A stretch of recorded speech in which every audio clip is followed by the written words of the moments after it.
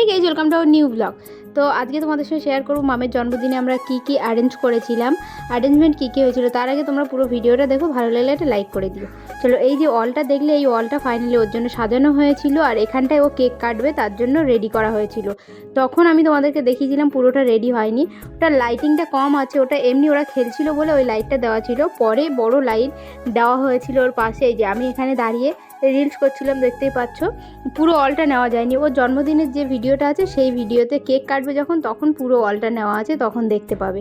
আর ও এখানে ওর দিদি ভাই ওর আঙ্কেল কি গিফট দিয়েছে সেই গিফট খোলার জন্য খুব ব্যস্ত। ও নিজে তো খুলতে পারে না, সব আমার কাছ থেকে খুলিয়ে নিচ্ছে। আমি ওকে বলছিলাম যে কার জন্মদিন আর কে গিফট খুলছে। আমি বললাম ভালোই হলো, আমার জন্মদিনে আমি এত গিফট যদিও বা পাই না, আমি গিফট খুলতেও পারি না, তার জন্য আমি তোমার জন্মদিনে গিফটটা খুলে নিই। ও তো খুব মজা পাচ্ছিল যে আমি ওর গিফটগুলো খুলে দিচ্ছি, আর কী গিফট এসছে সেটা ও আগের থেকে ভালো করে জানে, যে ওর গিফট মানে সব কিছু খেলনা আসবে। ও আমাকে বলছে আমার খেলনাগুলো একটু খুলে দেখিয়ে দাও। তো এটা আঙ্কেল দিয়েছিল, জয়ের একটা বন্ধু এসেছিলো, ওই বন্ধুরা দিয়েছিল।